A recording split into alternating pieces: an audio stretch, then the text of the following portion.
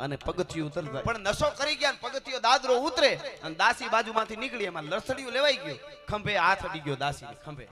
દરબારનો રાજપૂતાણીએ જોયું ઝરૂખામાં કીધું બસ તમારા મારા સંબંધ પૂરા એવું ન માનતા કે આજથી પૂરું કર્યું એટલે આ તમે મારા પતિ નહીં હું મારા પિયર રહીશ પણ જેથી યુદ્ધમાં કાયમ આવશો તો એ સતી થવા આવીને પાછી આવી હતી રાજપૂતાણી એને શું કીધું સંબંધ પૂરા એટલે કીધું કે રાજપૂતાણી મારી ભૂલ ન હોય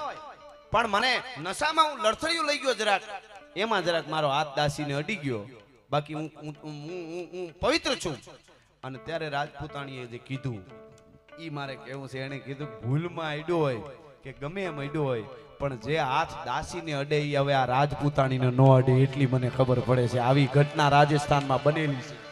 આ નાની વાત અને ઈ ન અડે આખી જિંદગી પતિનું મોઢું ન જોયું ઈના પાછો યુદ્ધમાં કાયમ આવ્યો એટલે માથું લઈને સતી હોત થઈ ગઈ પાછી હા હા હા હા શું એનો તપ હોય છે કોક દી વિચાર તો કરો